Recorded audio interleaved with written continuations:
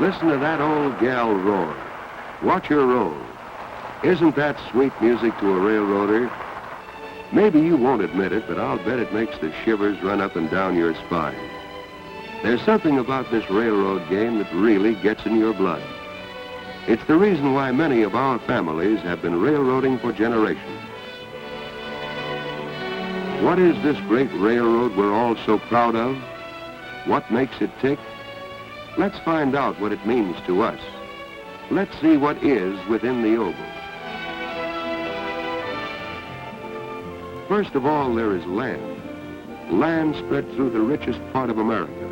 About 200,000 acres of New York Central property. It is located in 11 states and 2 provinces of Canada.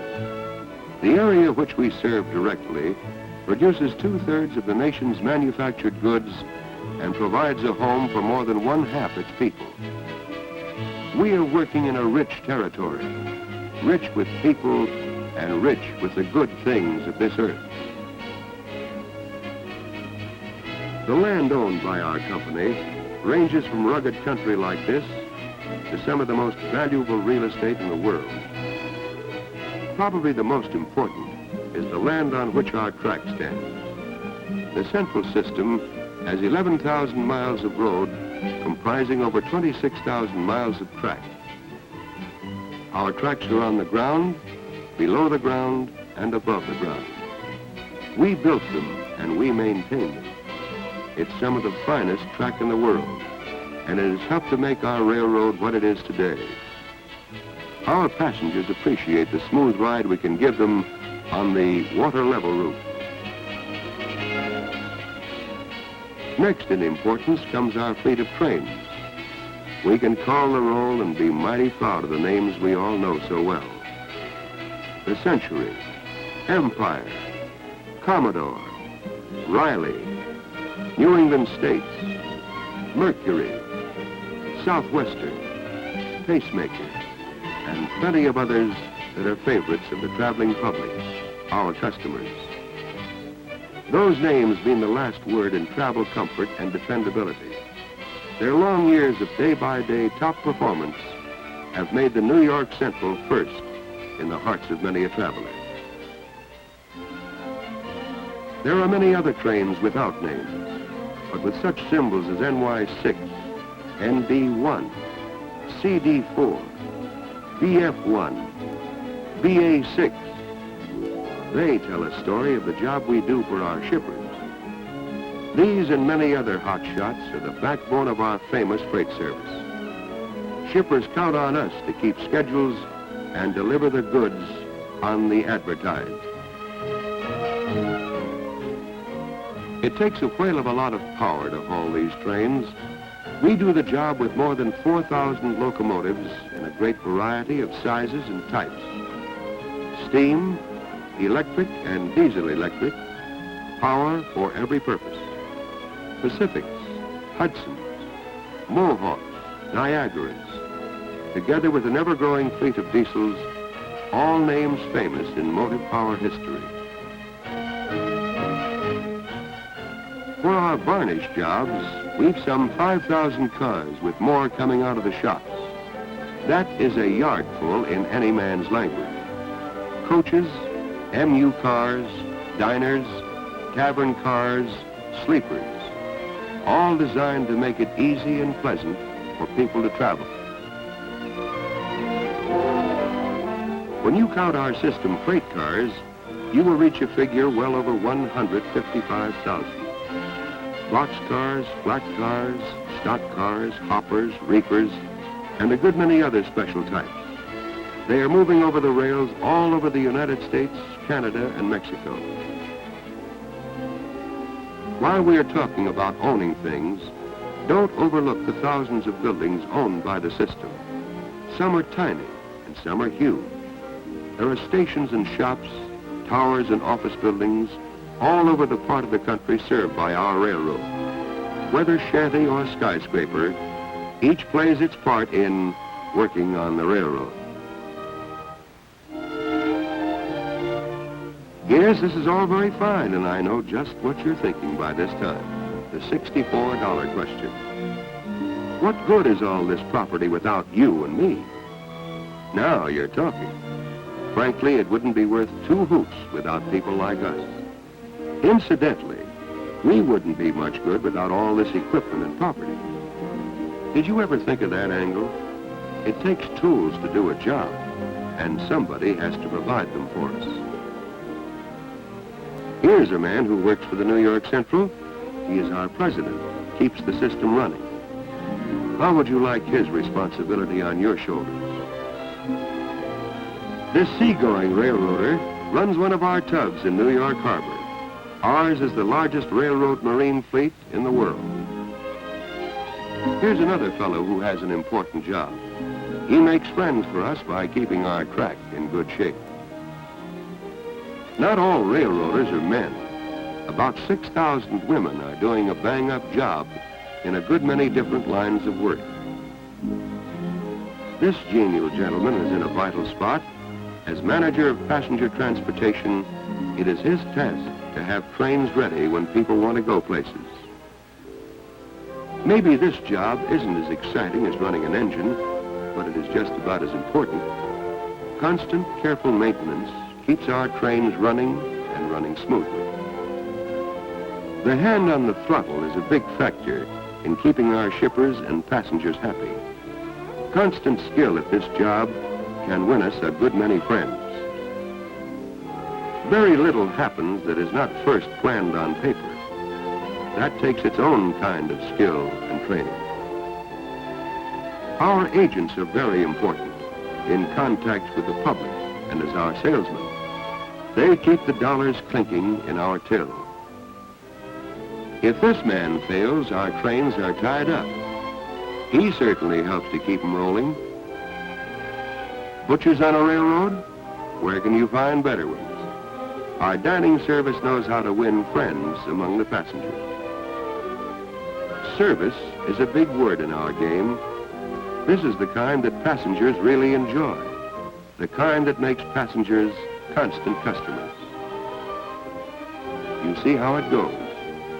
These are only a very few of the jobs and people who bring our railroad to life. Without them, the Central would be so much rusting steel.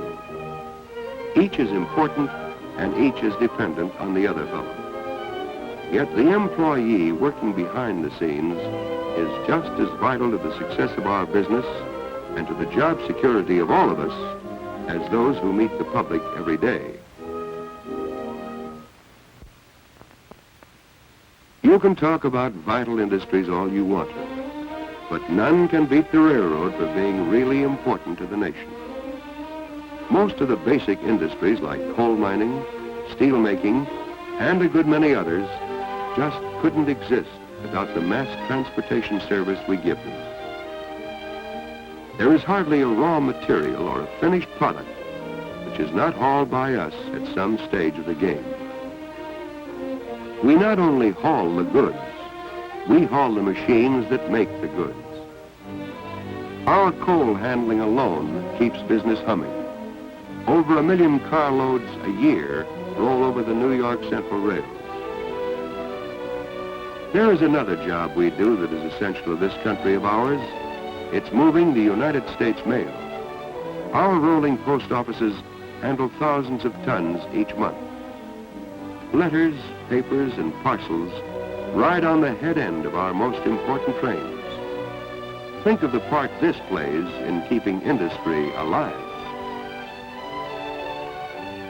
Yes, we make modern industry possible, but it is a proposition. Their prosperity is our prosperity. As long as these plants are operating, they use what we have to sell. They pay us money. They buy from our other customers, and that means better business all the way around. This money they pay us is for value received. That means good, dependable service. Whether it's in a coach, diner, or boxcar, we've got to make that service good and very good. It must please our customer, whether he is a vacationer or a shipper. Our railroad contributes to the welfare of the country in another way. The taxes we pay give our communities a sizable income. As a matter of fact, part of our tax money is paid to communities where we have no station or service of any kind. The more business we have, the more we contribute to the well-being of the area where our railroad operates.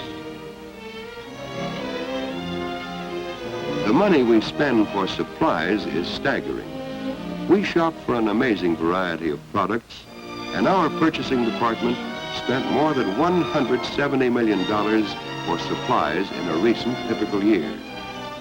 Lumber, oil, dishes, water, and 1,001 other items are purchased every day. It brings trade to our territory. It keeps money circulating where it can be spent on our railroad. That money goes to work creating more traffic for us, more jobs for us. People also are important to us. Our trains make it possible for Americans to enjoy the finest transportation in the world. When they travel, it means more business for all our other customers. We all know that courteous, efficient passenger service helps to bring us much of our freight. Most people like to travel on a train, and to protect our own jobs, we must make them keep on liking it.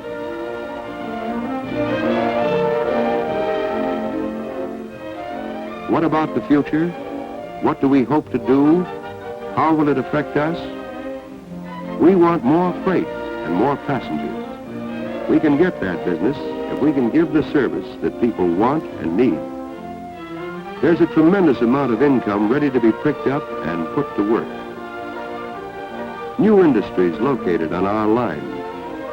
Greater expansion in the cities we serve. More people working and more supplies needed. It forms a snowball that gathers size and speed as we work together. People stayed home during the years of World War II because it wasn't easy or popular to travel.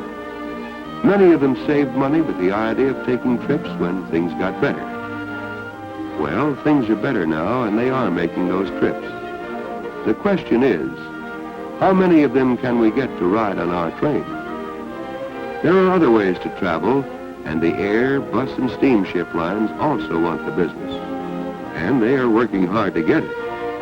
It's up to us, all of us. One of our jobs is to figure out how to get more loads for our freight cars.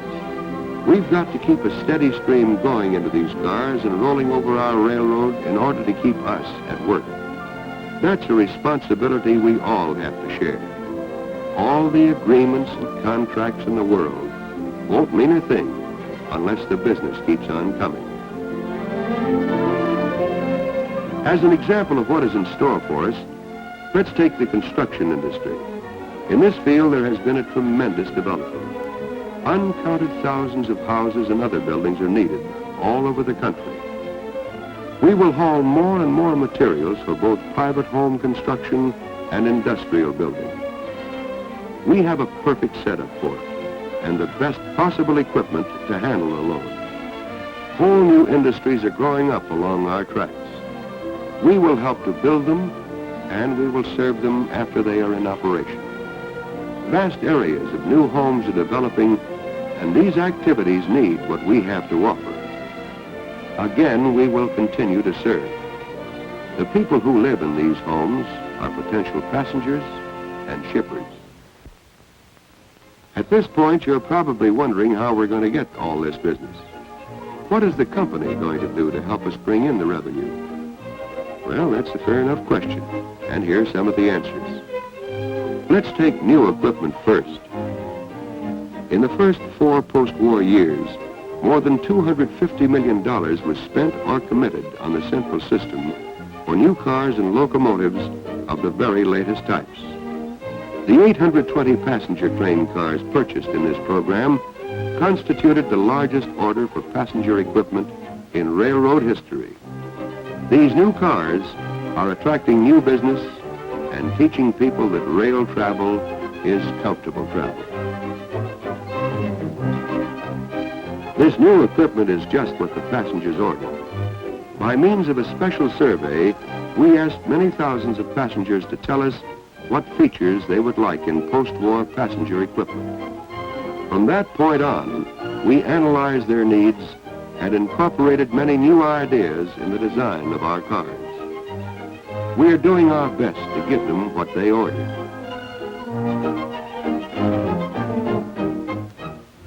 We learned more about the needs of shippers, too, and a great number of new freight cars is the result. More than 25,000 new freight cars were received or ordered by the Central System in the first 4 post-war years. Our management feels that people are not going to ride or ship on our railroad unless we give them what they really want. You don't spend money for things that don't please you, and railroad customers don't either. At Toledo, we teamed up with another railroad to build this modern coal and ore handling facility. A layout like this costs a pile of money, specifically more than $18.5 million. But it's well worth its cost because it enables us to haul a tremendous volume of coal and ore. There are a good many other new things coming along, and they all serve to improve our operation. That results in attracting new business and produces a better income, better working conditions, and better job security. A railroad prospers only when its employees and facilities are kept working. Our engineering staff is working both independently and with various manufacturers to devise new equipment and bring you the latest and finest with which to do your job. Better buildings and better working conditions are included in the program, too. This new Railroad YMCA is a big step forward and is typical of several built in recent years. Since improvements like these are costly, there isn't enough money to make them all at once. But such improvements are being planned and made regularly, year after year. We don't have a fairy godmother to build bridges for us and maintain our roads. Ours are paid for out of our own railroad's pocket. This curb elimination project at Little Falls, New York, cost $2.5 million. We'll have to run a lot of trains past this point to pay for such an undertaking. However, to compete for the business dollar today, we must take steps like this. New highways, canals, and airports are being built with public money to make competition even keener.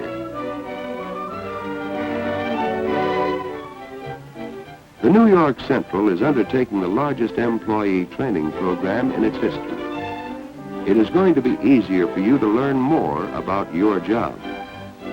New employees will have a better understanding of their job when they join the company.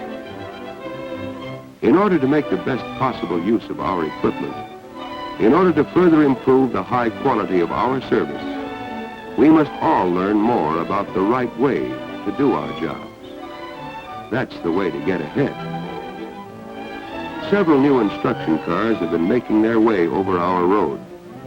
The latest methods in visual education are being combined with practical experience. Motion pictures and slide films are playing an important part in presenting information in an interesting and understandable form.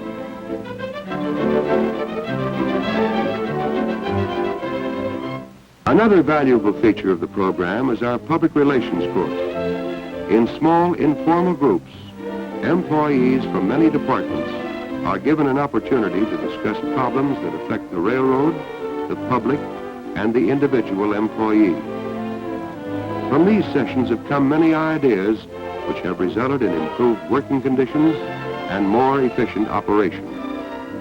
And for those who cannot readily attend the classes, there is a special correspondence course which is sent directly to each enrolled employee. If you have not already signed up, see your supervisor and learn more about it. You will find the course interesting and informative. Here is a typical family talking over their plans for vacation. Chances are they will spend several $100s. Why shouldn't part of that money be spent with us? It will, if we can give them what they want.